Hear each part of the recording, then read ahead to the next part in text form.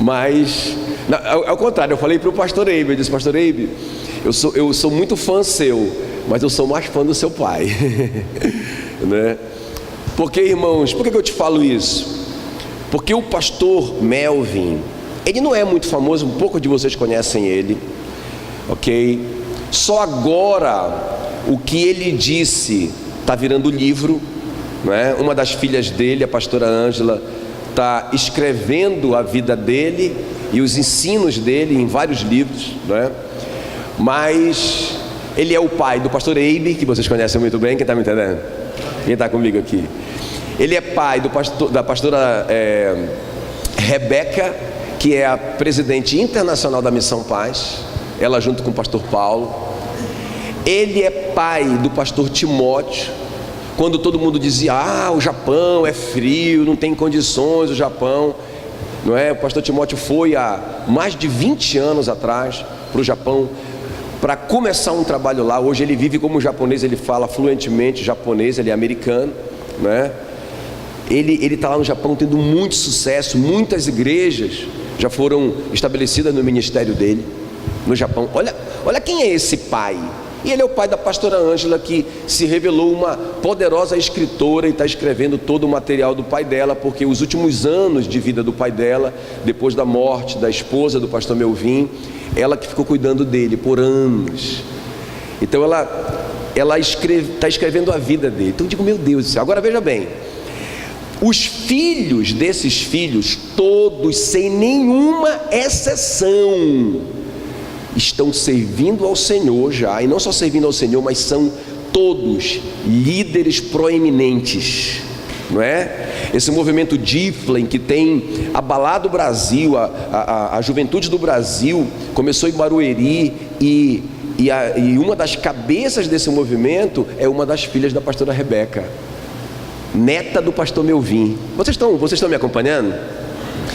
Então, todos os filhos desses filhos do pastor Melvin são líderes que estão influenciando a nação e o mundo. 3 dos filhos da pastora Rebeca vivem nos Estados Unidos e todos estão na frente de igrejas. Vocês estão me entendendo? Irmãos, eu digo: meu Deus do céu. E agora estão vindo os bisnetos e já são crianças. Por exemplo, uma das bisnetas do pastor Melvin, não não é neta, né? Que é a filha do pastor Eibe, né? Que casou com o filho do Luciano Subirá. Então, irmãos, é impressionante.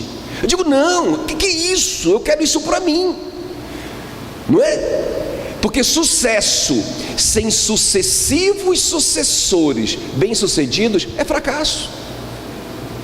Então eu posso ter um ministério top das galáxias, mas se eu não reproduzir isso para as próximas gerações, eu falhei.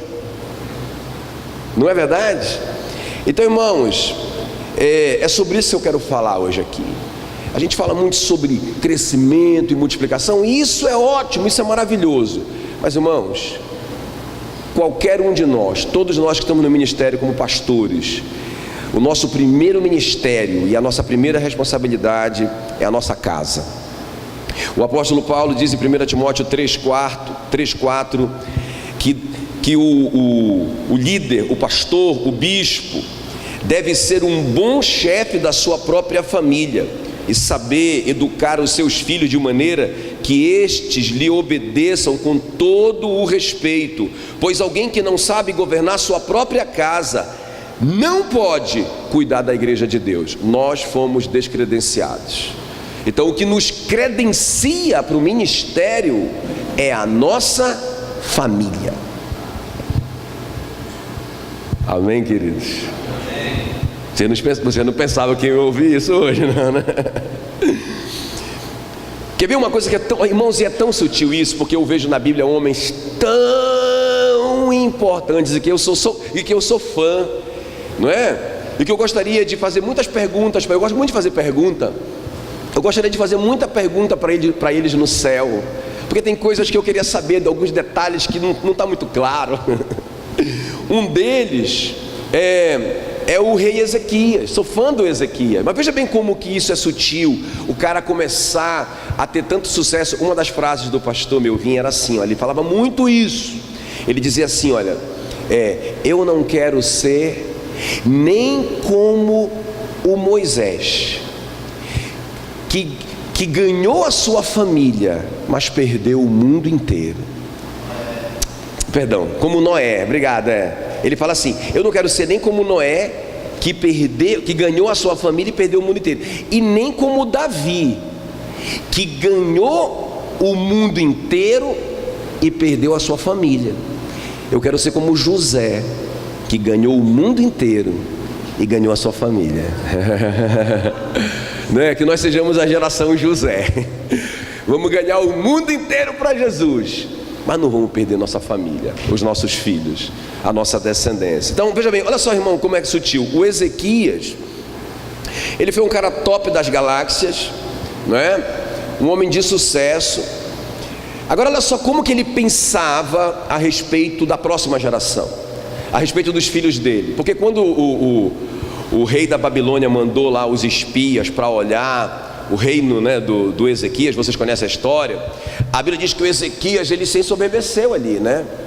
E depois dele ter obtido tanto sucesso e tantas vitórias tremendas através do próprio Deus, não é assim a vida do Ezequias? Lembra quando 3 nações vieram contra ele, ele foi orar e o Senhor desbaratou aqueles exércitos, ele nem precisou lutar, lembra disso? Não, ele colocou os músicos na frente, os caras começaram a louvar a Deus, e Deus desbaratou o exército. O Ezequias só foi lá colher os despojos. Quem que lembra disso, pastores? Não é? Mas aí, irmãos, o cara teve tanto sucesso, ele ficou milionário, pensa no sucesso que ele teve. Aí, quando o rei da Babilônia mandou os espias lá, ele disse, olha, isso aqui foi eu que fiz, isso aqui também, e esse aqui também, e ele foi mostrando tudo. Entra aqui, deixa eu te mostrar todo o ouro que eu tenho, olha aqui a minha conta, o cara muito top, olha aí meu carrão top das galáxias, não é? O cara se ensoberbeceu. E aí, irmãos, o profeta Isaías vai lá com ele, porque Deus mandou o Isaías ir lá. O Isaías era primo dele, mas o Isaías exercia uma liderança espiritual sobre a vida do rei Ezequias, é muito clara na Bíblia. E aí o Isaías pergunta, quem que foram esses caras que vieram aqui falar com você? Ele fala, foram os príncipes da Babilônia. E o que você mostrou para eles? Eu mostrei tudo, mostrei o meu sucesso, a minha glória, o meu poder, mostrei tudo. E o Isaías falou assim para ele, assim diz o Senhor, virão dias em que os seus filhos serão levados para a Babilônia, e eles serão eunucos do rei. Você sabe o que eles faziam com os jovens que eram eunucos, para não correr o risco deles serem tentados, não é, com as mulheres dos reis. Pensa bem, irmãos, que tragédia na vida de um filho de um cara de sucesso. Eles vão ser eunucos na casa do rei da Babilônia e tal. Ou seja, a tua descendência na minha terra diz assim, está lascada. Agora, irmão, olha a resposta desse homem de Deus.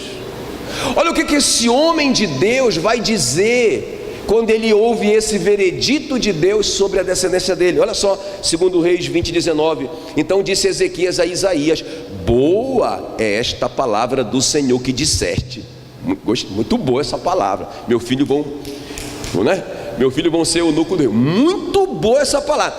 Pois ele pensava, haverá paz e segurança em meus dias. Vocês acreditam nisso? Vocês acreditam que esse cara está na sua Bíblia?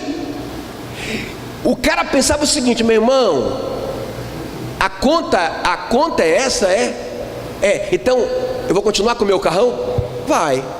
A minha casona também, lá no condomínio e tal? Vai. Eu vou continuar tendo sucesso? Vai. Quer dizer que só que meus filhos que vão ser eunucos e escravos? Boa essa palavra. Irmãos, e a gente fica escandalizado com isso, mas o que eu tenho visto na prática é que o que vale hoje é o nosso sucesso. Se a nossa igreja estiver bem, irrompendo e arrebentando, irmão, não importa se os filhos estão desviados, fumando maconha, se eles não querem saber de nada, mas a gente está bem na foto, então é isso que vale. Entende? E olha, eu vou te falar, irmãos, eu tenho viajado por aí e eu tenho visto isso. muito sucesso, e uma família destruída. É muito interessante quando, para ver como que é sutil a coisa, o Moisés está no meio do sucesso. O Moisés, escuta bem isso, o Moisés, quando ele foi enfrentar o faraó, porque o Senhor disse, vai lá, enfrenta o faraó e você vai tirar o meu povo do Egito. Vocês sabem que toda a luta que o Moisés passou, a luta que nós pastores passamos para libertar o povo do Senhor, e ele vai lá, e aquelas pragas, e o faraó não liberta, e ele vai de novo, e que sofrimento, e finalmente ele liberta, atravessa o mar vermelho. Pensa no pastorzão, pensa no pastorzão poderoso. Eles atravessam o mar vermelho, meu irmão. O pastor, ele levantando a vara, e o mar abre, e o povo passa, que pastorzão.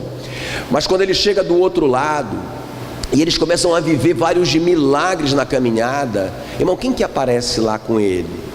O Moisés em crise, acordando 4 da manhã, dormindo 11 da noite, estressado, o povo travado no meio do deserto, não vai nem para frente nem para trás, o ministério do cara parou. Quem que chega lá? O sogrão.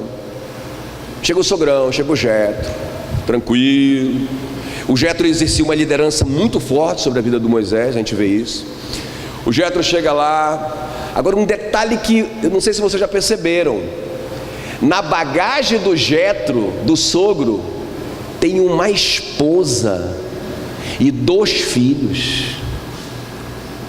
Irmãos, o Moisés fez tudo aquilo que ele fez sem a família perto. Não é interessante? Já viram? Vocês já viram isso? O cara vai, ele está travado, sabe por quê, irmãos? Porque ele está deixando a família para trás. O Jetro chega lá e diz para ele, nem diz nada, só traz, não é? A Zípora, o Gerson e o Eliezer. Oh, papai! O menino já tão grande, o menino já tão quase adolescente já. E o cara lá no ministério tendo sucesso, enfrentando o diabo, mas longe da família. Agora veja bem, o Jetro vai falar o grande segredo, que vai ser o grande segredo do sucesso do Moisés. Não, rapaz, você está tudo errado. Você está se perdendo, está tudo errado.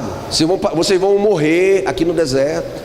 Você não vai conseguir levar o povo para onde Deus mandou levar. O que você tem que fazer é estabelecer lideranças. Você tem que estabelecer lideranças de 1000, líderes de 1000, líderes de 100, líderes de 50, líderes de 10. E esses líderes vão prestar contas com a sua autoridade imediata. O líder de 10 vai prestar conta com o líder de 100, com o de 50, o de 50 com o de 100. Olha a estratégia que é usada hoje nas grandes corporações internacionais. O de 50 com o de 100, o de 100 com o de 1000. E você só vai lidar com os líderes de 1000. E você vai estabelecer liderança, você vai procurar homens capazes, homens idôneos, homens que não são gananciosos, que aborreçam a avareza, homens que tenham caráter. E aí esses homens vão conduzir o povo pelo deserto. Irmãos, é isso que a gente usa hoje, não tem nenhuma novidade. Toda essa história de célula, de grupo familiar, de pequenos grupos, como estão chamando lá em São Paulo, os life, como é que chama? Life groups, e tudo mais. Irmão, a gente poderia chamar de modelo de Jetro. Primeiro coach. Agora olha só, gente, o que eu quero te dizer com isso? Só que antes dele dar essa estratégia, que hoje nós estamos trabalhando com ela, que vai ser o segredo do sucesso do Moisés, ele levou primeiro a família. Então a família vem na frente da estratégia, a família vem na frente do sucesso. A mensagem subliminar do pastor Jetro para o seu discípulo e genro é a seguinte: primeiro a sua família. Amém, queridos? Deixa eu compartilhar com vocês aqui bem rapidamente. Eu falei dessa mulher porque eu estou chamando esse casal aqui de pais heróis, né? Esse que é o tema dessa pequena meditação. Mas veja bem, esse versículo que a gente leu aqui no começo, essa mulher que era uma esposa de um discípulo do profeta Eliseu, ela chama o Eliseu E ela reivindica que o Eliseu resolva a parada, porque você sabe que o meu marido temia ao Senhor, e agora os credores vêm levar os meus filhos. Não aceito isso. Não, quem está me entendendo? Né? Por que pais heróis, irmãos? Por que pais heróis? Aí eu quero compartilhar alguns princípios fundamentais com vocês, que nós somos. Porque veja bem, irmãos, eu quero te mostrar que o estilo de vida desse casal, eu nunca tinha percebido até o marido aqui. A gente vê essa história muito assim, a mulher. Essa mulher é muito top, verdade, ela é. Mas irmãos, eu vou te mostrar o papel fundamental desse maridão aqui, não é? E graças ao estilo de vida desse casal, desses pais, os filhos deles foram libertos dessa escravidão que eles estavam condenados. Eles estavam condenados a uma escravidão, a uma vida infrutífera, a uma vida de aprisionamento, a uma vida destruída, mas por causa do estilo de vida dos pais, que eram discípulos de um profeta. Ou seja, os pais estavam envolvidos no ministério igual a gente. Quem está comigo? Eles eram discípulos do pastor Eliseu. Ele era o cara da época, ok? O pastor Eliseu era o pastor mais conhecido da nação, e esses caras e esse homem era discípulo dele. Então esse homem está na nossa posição de pastores, mas a gente vai ver o estilo de vida desse casal libertando os seus filhos. Então eu quero te desafiar, porque irmãos, se nós tivermos um estilo de vida parecido, isso vai influenciar a vida dos nossos filhos. E aí vai acontecer com os nossos filhos, irmão, não é assim não. Não, Deus escolheu essa família aí para que todo mundo sirva ao Senhor por todas as gerações. Irmãos, se não houver treinamento, a gente não vai obter resultado. Se não houver investimento, nada disso. Se não tiver um trabalho de plantio, a gente não vai ter colheita na vida dos nossos filhos e das próximas gerações. Ok? Então vamos ver comigo rapidamente aqui esses princípios na vida daqueles pais que influenciaram a vida daqueles filhos. Vocês lembram o que está acontecendo aqui na história? O cara deixou uma dívida, o pastor o pastor deixou uma dívida. É certo que ele vacilou, ele não conhecia o curso CRAU da Universidade da Família, né? Já estou vendendo aqui um curso fantástico que todo pastor deveria fazer. E ele acabou se endividando, e agora os credores, pela lei ali que eles estão vivendo, daquele lugar, os credores têm o direito de levar os filhos como escravos. Escravo só apanha, só sofre, só trabalha, não ganha nada, miserável e morre cedo. Era essa sentença que os filhos daquele casal de pastores estavam ali, destinados, né? Mas isso tudo vai mudar por causa do estilo de vida dos pais. Então, que estilo de vida? Por isso que eu estou chamando de pais heróis, que nós sejamos pais heróis nessa manhã. Então, primeira coisa, irmãos, eles eram pais que oravam pela vida dos seus filhos, ok? Então, segundo Reis 4:1, certa mulher das mulheres dos discípulos dos profetas chamou a Eliseu dizendo: meu marido teu servo morreu, e tu sabes que ele temia ao Senhor. É chegado o credor para levar os meus 2 filhos para lhe serem escravos. Então, sabe assim, irmãos, eu vejo uma intercessão. Sabe aquela coisa assim, tipo, já que aconteceu, tá bom. Não, eu vejo uma mulher inconformada, ela vai para cima do profeta. O profeta era o representante de Deus na terra, na antiga aliança. Hoje nós não precisamos mais, porque nós temos, não é, livre acesso à sala do trono, aleluia, não é? Pelo novo e vivo caminho. Mas aqui ela precisa chegar através de alguém, não é? Precisa do sacerdote, porque tem acesso a Deus. Então ela chega no sacerdote e ela vai reivindicar, não é? Ela vai reivindicar a libertação do filho dela. Eu acho tremendo isso. Então, deixa eu te falar uma coisa aqui, ó. A gente fala muito sobre reunião de oração, e a gente tem mais aqui fazer reunião de oração mesmo.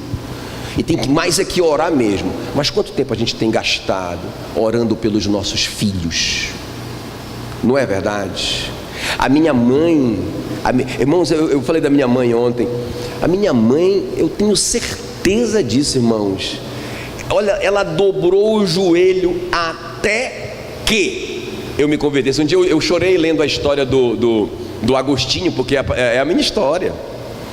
O Agostinho, que foi um dos pais, né, da igreja, um herói da fé, cara, meu Deus do céu, um homem tremendo demais. Mas o Agostinho já maduro, não é? Ele era um professor de retórica, muito respeitado. E ele era, ao mesmo tempo que ele era respeitado porque ele falava muito bem e ele sabia muito, ele também era conhecido como o homem mais devasso da terra, um bandido, né? O cara perdido na vida. Só que ele tinha uma mãe, irmãos, a Mônica, que pagava o preço de oração por ele. E foram anos a Mônica orando pelo Agostinho. Diz que quanto mais ela orava, mais perverso e pervertido esse homem se tornava. E a missão do Agostinho, enquanto ser humano, era justamente falar contra a fé bíblica. Pensa no cara mau, um apóstolo Paulo, né? Moderno. Era esse que era o Agostinho, irmãos, e a Mônica orando. Então, diz que a Mônica já estava tão cansada daquela luta. E um dia ela estava no culto e tinha um pregador na cidade que não conhecia ninguém, um homem de Deus mesmo, na igreja dela. E ela estava ali chorando tanto ali na hora da ministração e tal. Diz que esse homem aproximou dela e disse para ela, sem saber nada sobre a vida dela: é impossível perecer o filho dessas lágrimas. Diz que aquilo ali, irmãos, incendiou a Mônica, porque ela já estava cansada da luta. Aí olha só, Deus deu essa palavra para ela, Amós 8:11: eis que vem dias, diz o Senhor Deus, em que enviarei fome sobre a terra, não de pão, nem de sede, fome não de pão, nem sede de água, mas fome e sede pela minha palavra. Irmão, diz que quando ela recebeu aquela palavra, depois da palavra do profeta ali, ela começou a orar especificamente para Deus colocar fome no coração do Agostinho pela palavra. Aí ela tinha agora um míssil dirigido, né? Direcionado, ela só orava por isso, irmãos. E o Agostinho, escuta bem essa, olha esse testemunho. O Agostinho lendo a Bíblia, justamente porque ele criava os argumentos contra a Bíblia, e ele lendo a Bíblia, lembra que pelo que ela orou?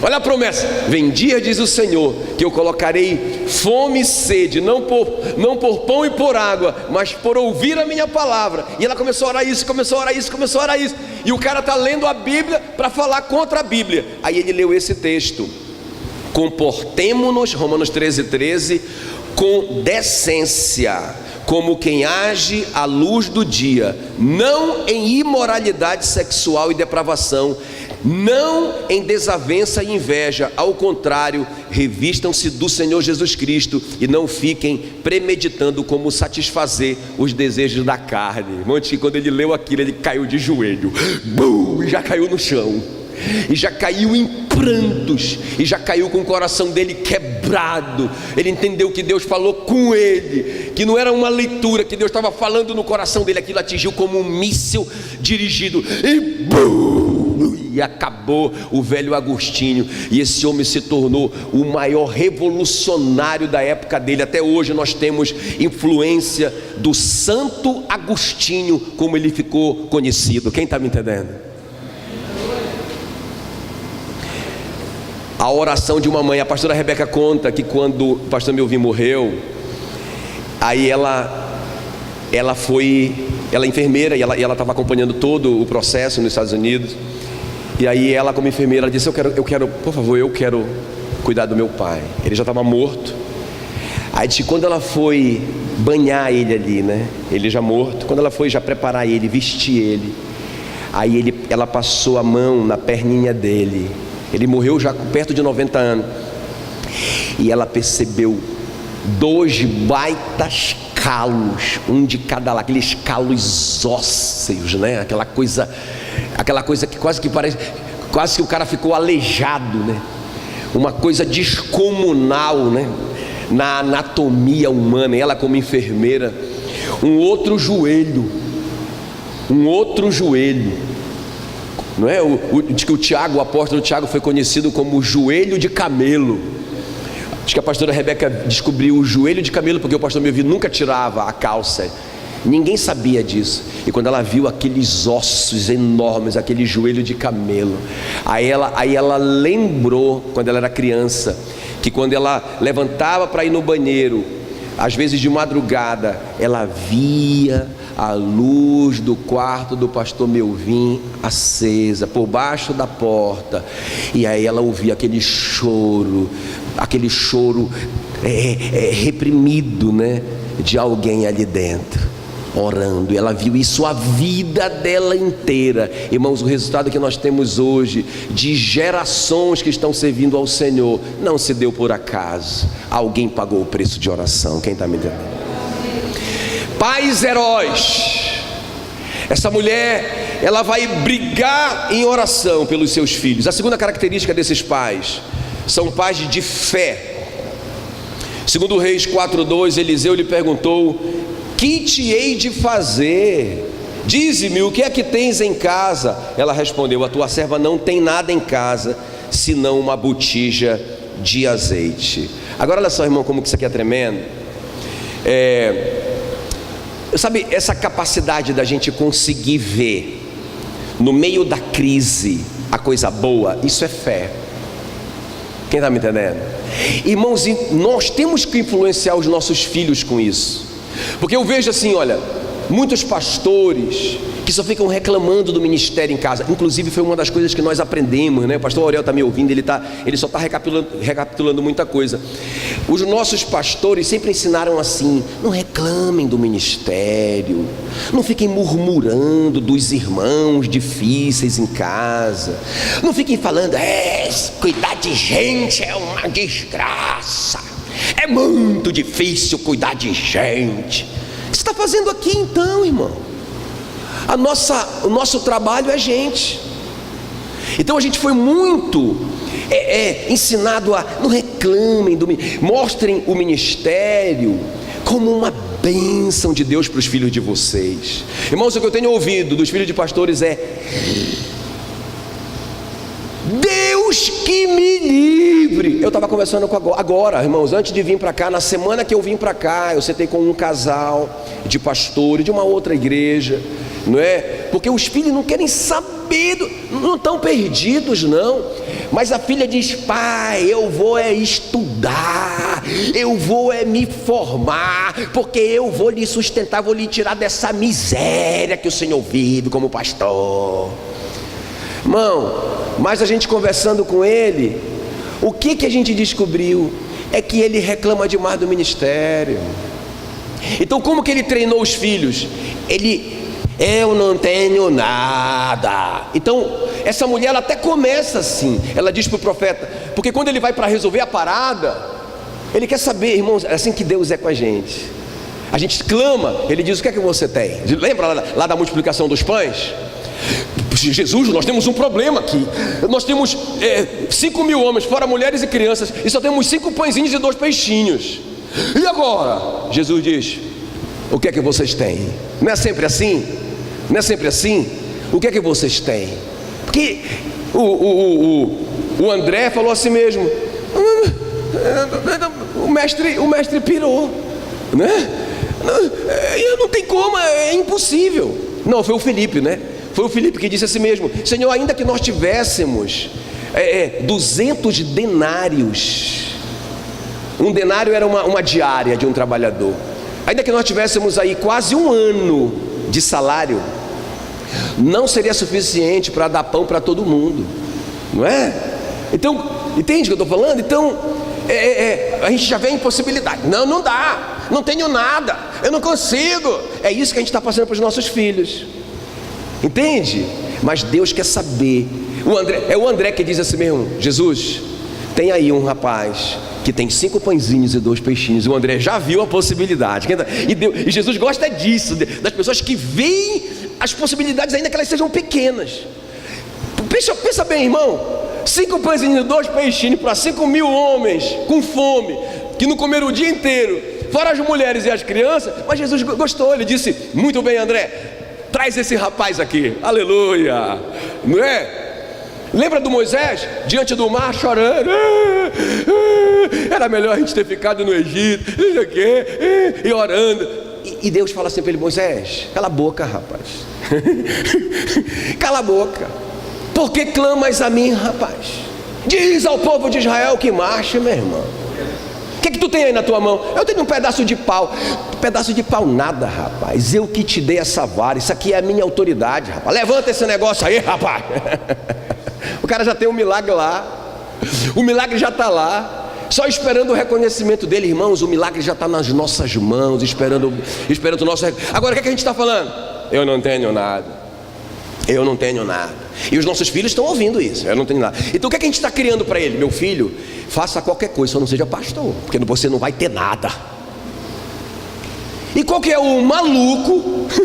Qual que é o maluco de um jovem que está vendo os outros jovens tudo estudando, fazendo isso, fazendo aquilo, ganhando dinheiro, que vai querer fazer o que você faz para não ganhar nada? Como que nós queremos influenciar a próxima geração de pastores? Irmãos, deixa eu te falar, não sei se vocês percebem a nossa responsabilidade, porque se nós matarmos o ministério dentro do coração dos nossos filhos, irmãos, nós vamos ter problema na próxima geração. Não é verdade? Aí nós vamos ser a geração Ezequias, que conseguiu tudo, que tem muito sucesso, ganhou muito dinheiro, mas aí os filhos são tudo Manassés. Vocês lembram que o Manassés fez? O Manassés, filho do Ezequias, queimou o filho dele, que era neto do Ezequias, para uma entidade, para um demônio. Pensa no absurdo. O cara adorava o sol, o cara consultava as necromantes, o cara era mau, o cara era perverso. O rei Ezequias, filho do Ezequias, perdão, o rei Manassés, filho do rei Ezequias. Agora, poxa vida, como que esse cara se desviou sendo filho de um cara faixa preta? Porque o pai dele pensava: se eu estiver bem, eu não quero nem saber da próxima geração. Pode ser o eunuco do rei, pode ser o que quiser. E o que ele formou? Ele formou a geração Manassés. Irmãos, Deus, nós temos que pensar em Deus assim. Deus não é igual a gente. Deus não vai viver 100 anos igual a gente. Deus é eterno. Então Ele não lida com a gente. Escuta bem, Ele não lida com a gente com a nossa perspectiva. Ou seja, a nossa perspectiva qual é? Deixa eu me cuidar, rapaz, eu estou aí com 50 anos, ainda falta 40 para mim no máximo, não sei, então eu vou me cuidar. Rapaz, então a gente só pensa nisso. Então eu tenho que comprar meu carro, eu tenho que ter uma casa, eu tenho que ter. Só que Deus lida comigo eternamente. Então Deus olha para mim, Ele olha para os meus filhos, para os meus netos, para os meus bisnetos. Porque quando eu vejo na Bíblia Jesus, filho de Davi, irmãos, são 14 gerações. Vocês percebem que Deus é eterno? Ele diz Jesus, filho de Davi. Na verdade, o que Deus foi fazendo, vocês sabem da história, vocês sabem melhor do que eu. Vocês são faixa preta, eu ainda sou faixa verde. Porque veja bem, irmãos, vocês sabem que o que Deus fez na vida do Jacó. Vocês leem em Gênesis, Deus dizendo assim mesmo: eu vou te abençoar por amor de Abraão, meu amigo. Não é verdade? Então, se a gente não cuidar agora, irmãos, a gente vai perder a próxima geração. Nossos filhos, que são a esperança para a próxima geração de pastores e líderes da igreja, Deus me livre, cruz credo de eu ser pastor. É só miséria esse negócio de ser pastor. Entende, irmãos? Então essa mulher é uma mulher de fé. Olha, uma coisa que marcou minha vida, eu aprendi a acreditar sempre no melhor das coisas. Mas sabe quem me ensinou isso? Foi a minha mãe. A minha mãe era assim, gente, quer ver eu te contar essa experiência? Ela era assim, ó. Aí ela fazia aquela farofa de ovo, era o nosso almoço. Mas ela ficava o dia inteiro falando assim: vocês nem sabem o que é que tem para comer hoje. E a gente ficava, eu e a minha irmã, né? Agora, depois veio a Jaqueline, que é mais nova, mas ela não viveu esse momento, né? Esse momento de desafios, né? Aí a minha mãe dizia, aí ela fazia uma expectativa pra gente. Em vez dela ficar dizendo, vamos comer essa farofa de ovo miserável, só dá para comprar isso aí, nós não temos nada. Não, ela fazia e a gente ficava. Irmãos, ela pegava meia lata, não é? Eu nem sei se existe mais esse negócio. Tinha uma latinha de comida, de carne moída, né? Já viu? Aquelas latinhas, não sei se vocês já viram, né? Vocês são tudo milionários aqui em Ji-Paraná, né? Mas era uma latinha que tinha assim uma carne que já vinha moída, né? O fiambre, o quitute, olha, irmão, né? Aí ela pegava meia latinha daquela, irmãos, e ela sujava a farofa de ovo para dar um gostinho. Então aquilo era a coisa especial. E aí ela servia, ela deixava a mesinha toda arrumadinha. Sabe, essas coisas marcaram a minha memória. Tudo arrumadinho, a gente sentava na mesa, e aí ela trazia, e aí ela fazia toda. Ela não tinha aquela cobertura de prata, né? Ela colocava um pano em cima, aí ela tchan, tchan, tchan, tchan, aí tá! E era uma festa, e a gente comia aquilo. A minha irmã tem uma situação financeira fantástica, ela é muito, muito bem sucedida, e ela contando que um dia a gente encontrou ela contando que, mano, ela me chama de mano, ela falou, mano, eu me deu um desejo de comer um quitute com ovo, com farofa de ovo. Eu mandei o Luiz, o marido dela, comprar. Eu pedi para ele comprar, mas tinha que ser daquela marca que a mamãe fazia. E ele comprou, ele achou. Mano, eu fiz com farofa, é horrível.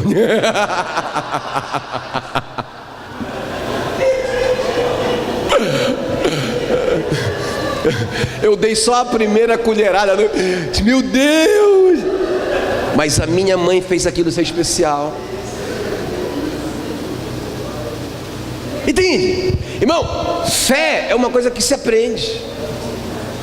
Acreditar no melhor da vida, a vida é fantástica, não é? Só não tem problema, irmão, quem já morreu, e eu não quero trocar com eles, aleluia.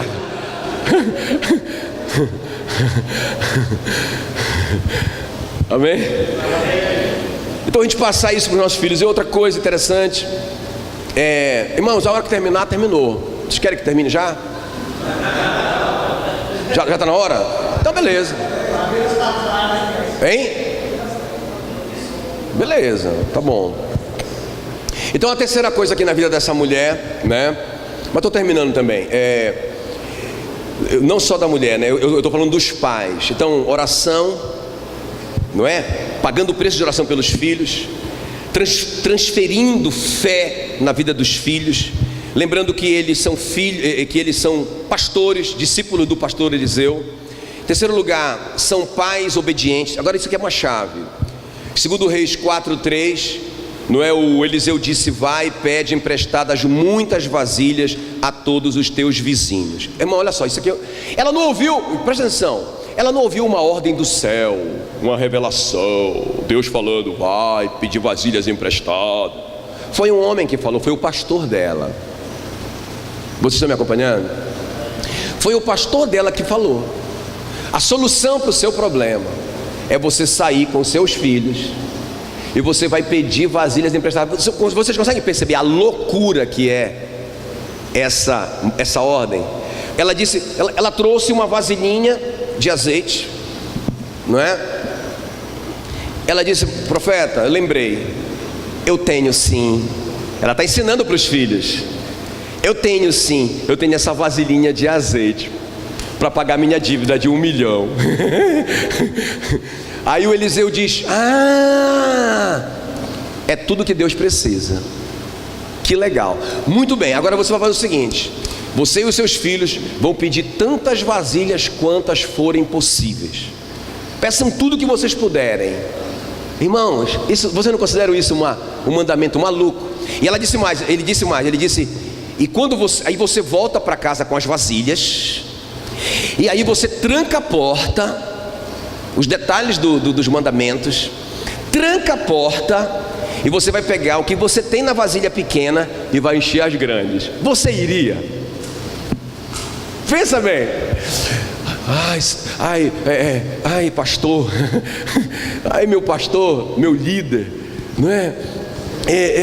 Eu estou com um problema financeiro, a financeira está vindo levar meu carro, e agora? O que você tem?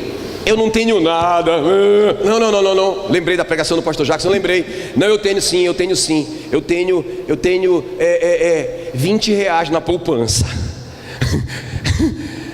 Quanto é a mesma prestação? É 1.500. Imagina, irmão, vai pedir vasilhas emprestadas, trancar a porta, pegar os R$20, repartido tudo em moeda entendeu? Não tem sentido. Mas, irmãos, ela foi. Agora, o que é que eu quero te dizer? Ela vai, ela obedece cabalmente, até que não tinha mais ninguém para emprestar vasilhas. Irmão, nós não estamos falando de plástico, nós não estamos falando de vasilhas de plástico que tem abundância, nós estamos falando de um tempo que tudo era manufaturado e difícil. Então ela conseguiu tudo que ela podia, tudo de barro, pesado. Foi um ministério aquilo ali, gente. Entende o que eu estou te falando? Ela foi em todas as casas, ela obedeceu. Não era uma coisa fácil de se emprestar. As pessoas tinham um pouco, não é? Então ela tinha que ter um bom testemunho diante da vizinhança. Era uma coisa de confiança. O cara emprestou o vaso, que é uma coisa cara para ela. Então ela pegou tudo que ela podia, ela e os filhos, entrou na casa. O profeta disse: tranca a porta, porque senão ia aparecer vizinho e dizer: que loucura é essa que você está fazendo? Que doideira é essa? Que você está ficando doida, é? Tranca a porta e você vai fazer o que eu te mandei. Irmãos, e ela pega a vasilhinha. Até aqui ela não está vendo milagre nenhum. Ela pega a vasilhinha. Vamos lá, meninos, vamos espalhar todas essas vasilhas no chão. Vamos lá. E agora ela vai obedecer também a última ordem. Ela pega a vasilhinha e ela começa a derramar. Irmão, pensa na experiência dessa mulher. Não, eu quero conhecer essa mulher no céu, né? Aí ela começa a derramar. E ela vai derramando e ela vai percebendo que não para. E irmão, e enche ela. Meu Deus, traz outra. E pá, pensa, eu estou todo arrepiado. Imagina ela já estava chorando. E ela foi enchendo e vai enchendo. E vai enchendo, e vai enchendo, e vai enchendo. E enche tudo. E traz mais uma. Acabou as vasilhas. E ela olhou e acabou o azeite. Agora, qual é o segredo? Obediência. Irmãos, é interessante que ela envolveu os filhos nisso. Vocês estão vendo? Os filhos obedeceram junto com ela. O que tem acontecido hoje? O pastor vai para casa falar mal do líder dele. Onde já se viu um negócio desse? Eu não concordo com a cor da igreja. O pastor é doido de pintar essa igreja de branco. Todas as igrejas por aí são creme, tá doido. O pastor está falando agora de comprar um som novo. Onde já se viu um negócio desse? Doido. Irmãos, é isso que ele está ensinando para os filhos dele. Está ensinando os filhos a serem desobedientes às autoridades delegadas. A Bíblia diz em Romanos 13:13: não há autoridade que não tenha sido instituída por Deus. Quem resiste à autoridade, resiste à ordenação do próprio Deus e trará sobre si mesmo condenação. Irmãos, existe uma geração na Bíblia que eu chamo de geração dos filhos do pastor Seva. Vocês conhecem essa geração? Os filhos do sumo sacerdote Seva estavam fazendo uma coisa muito legal. Eles estavam expulsando os demônios das pessoas em nome de Jesus. E não era uma loucura, eles pregavam em nome de Jesus que Paulo pregava. Era um Jesus bíblico. A melhor pregação, nós conhecemos Jesus, não é? Através do Paulo. Nós conhecemos que nós somos corpo de Cristo através do Paulo. Nós conhecemos que nós estamos assentados à destra de Deus através do apóstolo Paulo. Irmão, nós conhecemos Cristo por Paulo. Esses caras pregavam o Jesus que Paulo pregava. Vocês estão entendendo? E o que aconteceu com eles? Os demônios avançaram, foi em cima dele, rasgaram, tiraram a roupa dele. Os caras ficaram nus, passaram uma vergonha, e os demônios colocaram eles para correr. filhos do pastor, pregando um evangelho sincero, em nome de Jesus, que Paulo pregava, e não funcionava. Por quê? Os demônios que responderam, os demônios que deram a aula para eles: nós conhecemos Jesus e sabemos quem é Paulo, e vocês, quem são? O que é que os demônios estão dizendo? Rapaz, vocês não têm patente, vocês não foram enviados por ninguém. Irmão, o cara só é sargento acima dos soldados porque tem um tenente em cima dele. O dia que ele sair debaixo da autoridade do tenente, ele perdeu a autoridade sobre os soldados. Só tem autoridade, isso é uma lei espiritual, quem está debaixo de autoridade. Só tem pessoas que te obedecem, são leais a você, se você for leal a alguém, isso é uma lei. O que foi que Jesus disse para o centurião romano? Eu nunca vi uma fé como essa, nem mesmo em Israel, envergonhou os discípulos. Mas o que foi que o cara sacou, que os discípulos ainda não tinham entendido?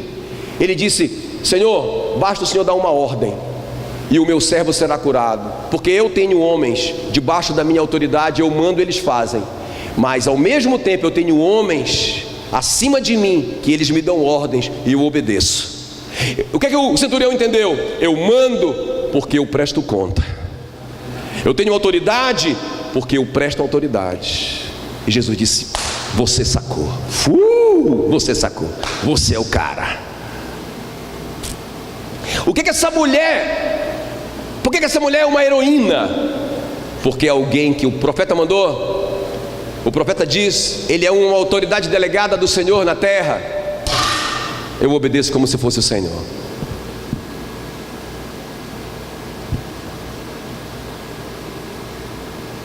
Quem está me entendendo? Aí, o que isso tem a ver com filho? Irmão, deixa eu te falar uma coisa. O que eu tenho ouvido por aí? Meu filho não me obedece, meu filho não se submete, meu filho é um rebelde, não é? Como é que está a vida desse pai com relação às autoridades dele? Não só uma questão de modelo para os filhos verem que o pai honra o pastor lá na casa dele, honra o chefe, não é? Não fala mal das autoridades governamentais na casa dele. O apóstolo Paulo ensina: não falarás mal da autoridade do teu povo. O que nós temos ensinado para os nossos filhos? E não somente ensinado, porque você pode ensinar e não viver, mas você está ensinando e você está se submetendo às autoridades. Irmãos, o apóstolo Pedro ensina: submetam-se às autoridades, não somente às boas e sensatas, mas aos maus e insensatos, sabendo que do Senhor vocês receberão a recompensa. Vocês estão me entendendo o que eu estou falando?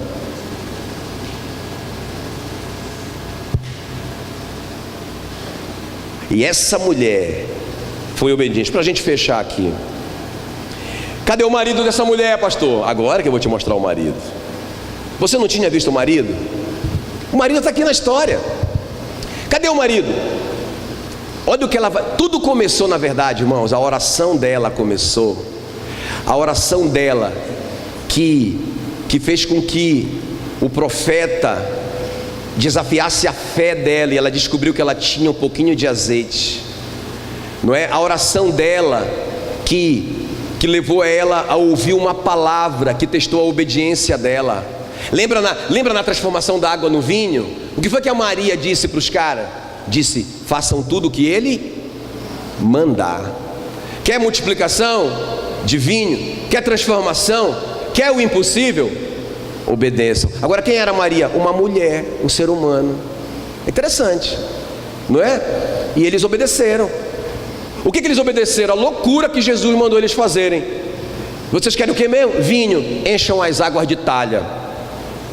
Eles devem ter pensado: ele não entendeu, a gente quer vinho, não água. Mas eles lembraram: fazer tudo o que esse homem mandar. Jesus não está ali flutuando e não tem uma auréola na cabeça. Isso é antes da cruz. Jesus é homem ali, ele diz: encham as talhas de água. Ok? Aí eles enchem, obedecem. Aí Jesus fala assim: agora peguem essas talhas cheias. Eu acho muito interessante. Pega essas talhas cheias de 80 quilos cada uma, são 7, e levem para o mestre-sala. O que tem a ver o mestre-sala? O mestre-sala é a autoridade do lugar. Jesus não faz nada à revelia da autoridade delegada. É muito lindo isso. Aí, depois que o mestre Sala toca a água na boca, a água vira vinho. Quem está me entendendo? Não é tremendo isso? Imagina Jesus no batismo. Jesus vai batizar o João, está amarrado em nome de Jesus.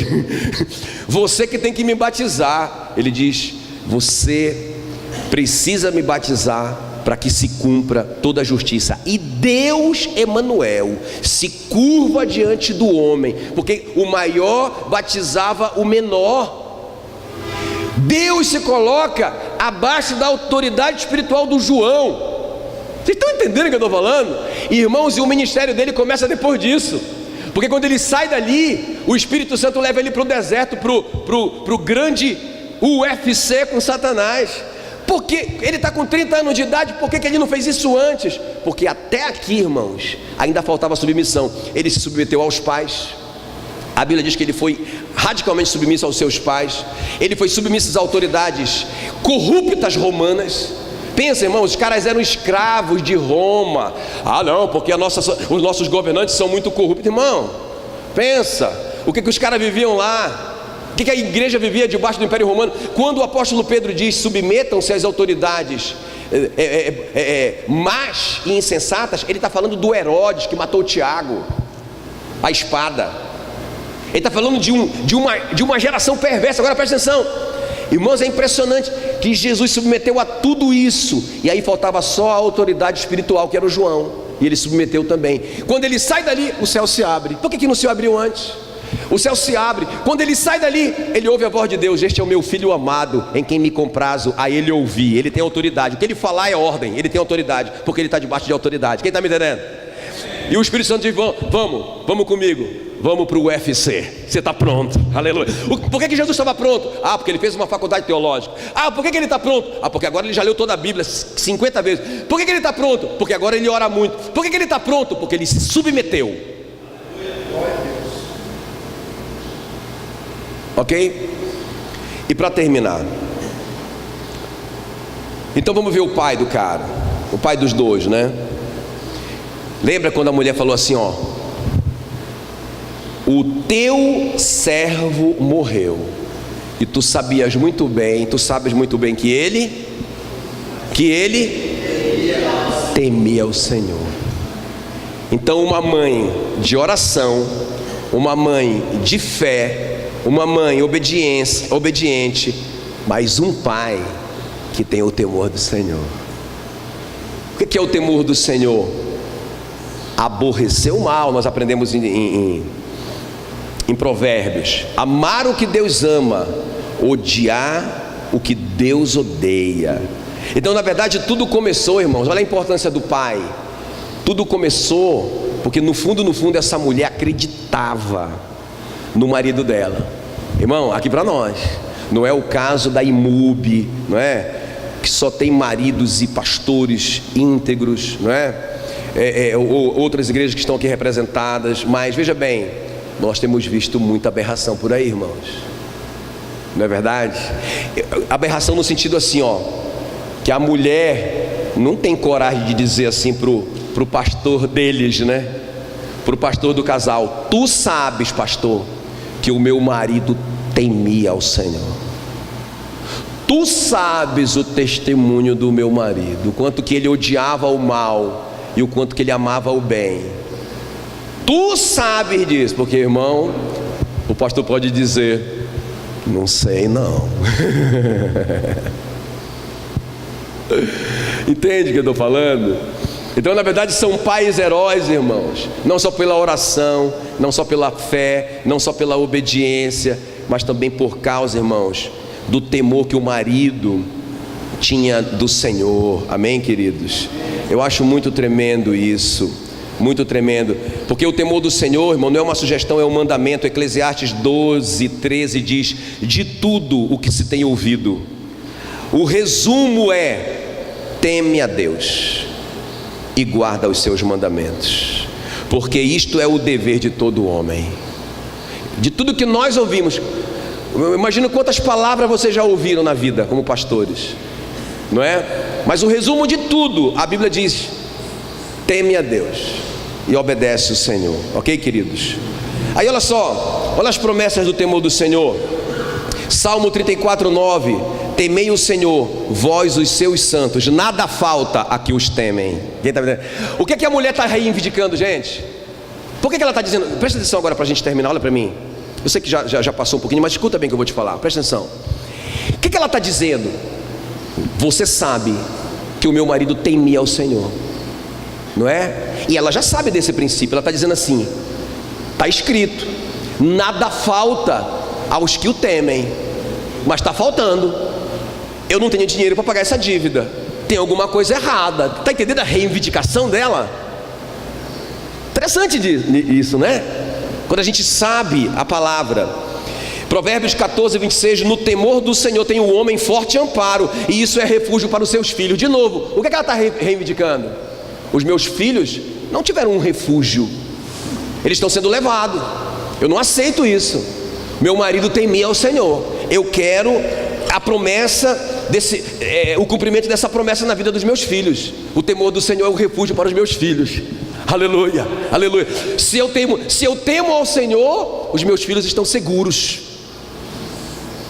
Olha essa promessa: o guarda noturno dos meus filhos é o meu temor ao Senhor, é eu amar o que Deus ama, é eu odiar o que Deus odeia. Não é tremendo isso? Ela está reivindicando isso. Salmo 128:1: bem-aventurado aquele que teme ao Senhor e anda nos seus caminhos, do trabalho de tuas mãos comerás, feliz serás e tudo te irá bem. Eis como será abençoado o homem que teme ao Senhor. O que ela está dizendo? Eu não estou feliz. Eu não estou feliz. Tem uma promessa de quem teme ao Senhor é feliz, né? Eu não estou sendo abençoada com meus filhos sendo levados. Eu quero o cumprimento dessa palavra. Provérbios 22:4 diz que o galardão do temor do Senhor são riqueza e honra e vida. Aleluia. Ela está dizendo: eu não tenho riqueza e o meu marido temia ao Senhor. Irmãos, o profeta se sente na pressão. O profeta diz: rapaz, não, vamos resolver essa parada agora. Tem que acontecer um milagre na vida de vocês. E aconteceu. Aqueles filhos foram libertos, aquela família foi abençoada em nome de Jesus. Vamos ficar em pé em nome de Jesus. Vamos tomar uma decisão, não é, irmãos? Da gente priorizar a nossa família.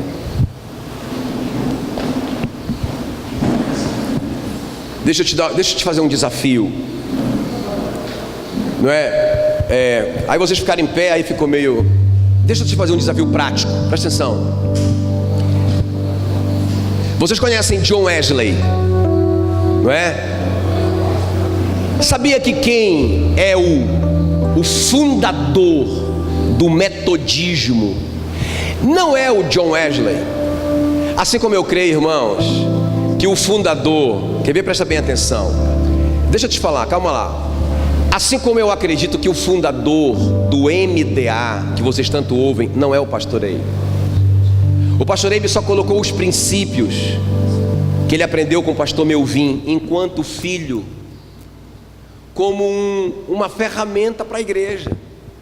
Então o pastor Eibe aprendeu sobre o tempo a sós com Deus, o TSD, com o pastor Melvin. Ele aprendeu sobre o dia da família, não é? O dia de sair com a esposa e o dia de sair com os filhos.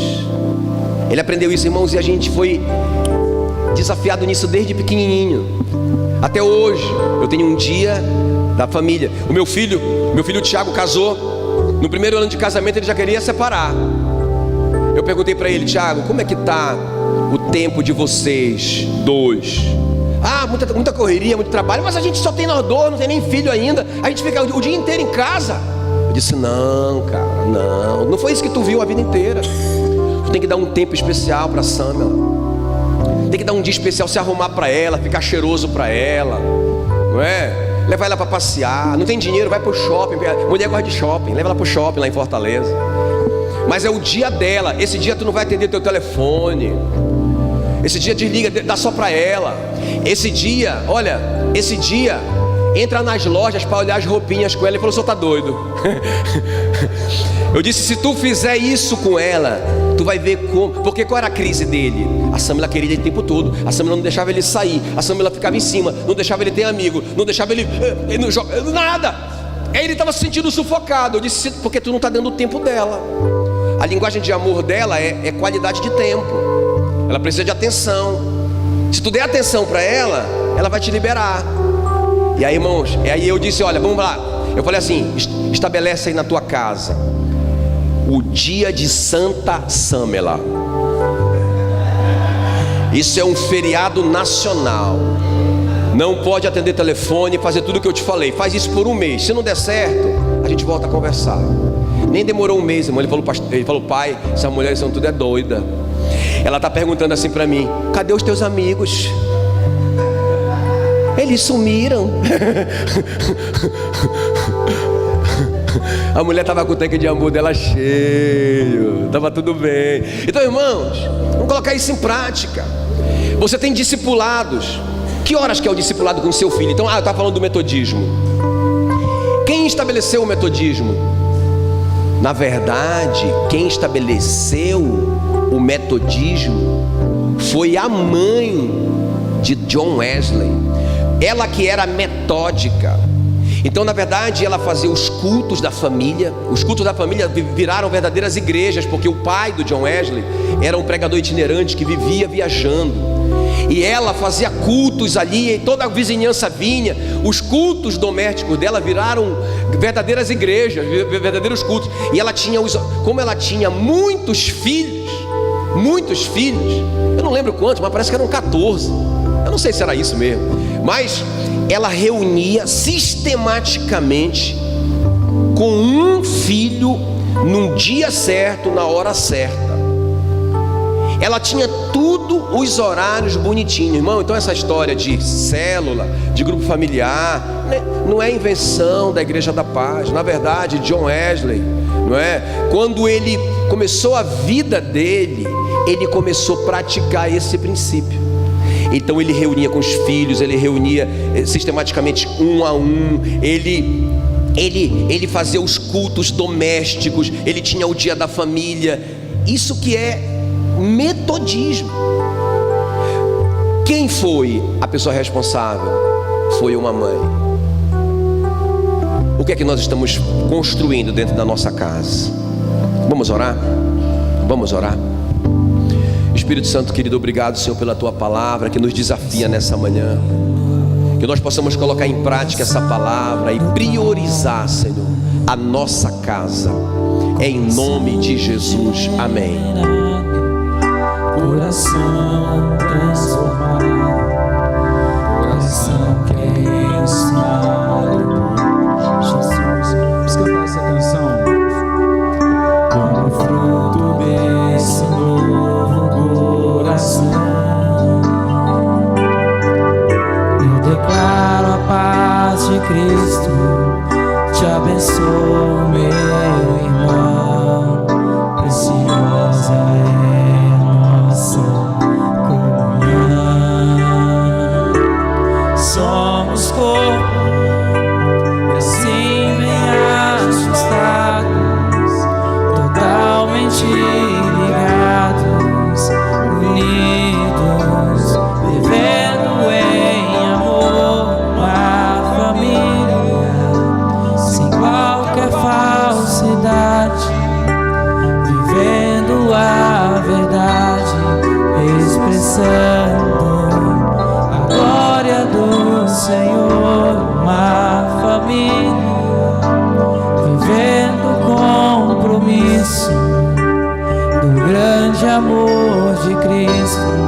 Eu preciso de ti, querido irmão, precioso és para mim, querido irmão. Eu preciso de ti, querido irmão, precioso és para mim, querido irmão. Amém? Irmãos, só a atenção de vocês um pouquinho aqui. Nós já vamos só orar encerrando. Amanhã nós vamos ter esse mesmo café para empresários, irmãos empreendedores. O que eu queria desafiar você, pastor, que está aqui conosco? vem amanhã e traga um irmão da sua igreja, entendeu? Convide o irmão, convide o empresário, ou até um não crente, um empresário não crente, amigo seu, para ele ouvir uma palavra aqui abençoada, entendendo? Para você começar a semear, tá bom? Amanhã nós já fizemos o café, nós já temos preparado o café amanhã com muito carinho para vocês, e eu tenho certeza, eu honestamente, o que eu recebi hoje para mim aqui foi maravilhoso. Vou colocar em prática algumas coisas, eu tenho certeza que para você também foi, né? Nós estamos no ministério. Amanhã, 8 horas, nosso segundo café. Traga um irmão empresário ou empreendedor, um objetivo, de repente o camarada está lá saturado com empresa, né? É uma bênção na sua igreja lá, mas é um cara que está afundado, a família está com depressão, está oprimido, e você pode ser essa ponte para trazer ele amanhã aqui no café, entendendo? E receber, e depois você continuar cuidando deles, que é muito importante, amém? Então eu quero desafiar vocês a isso, tenho certeza que vai ser uma bênção. Hoje à noite o pastor vai continuar ministrando, também vai ser muito bom. Agora ele vai para a rádio daqui a pouco lá com a pastora Carmen, né? E fazemos a programação para ele, tem sido muito bom mesmo. Mas amanhã, nosso segundo café do empreendedor, ele vai ter uma palavra especialmente para essa área, vai ser muito bom, amém? Senhor, muito obrigado por cada pastor, por cada líder aqui junto conosco, pelo pastor Antônio Coelho junto comigo aqui organizando, pastora Josi, com toda a equipe dela, com todos os irmãos e irmãs envolvidas nesse projeto maravilhoso, que nós possamos crescer em graça e conhecimento, em comunhão. Cada pastor e cada líder que separou esse tempo tão maravilhoso, Pai, recompense em suas vidas, Pai, 100 vezes mais, e que nós possamos semear Tua palavra, fazer a diferença a cada dia, no nome de Jesus. Abençoe a cada um, em nome de Jesus, amém. Amém, gente boa, Deus abençoe. Ainda quiser tomar um cafezinho com um bolinho, fica à vontade, tá? Segundo tempo, Deus abençoe.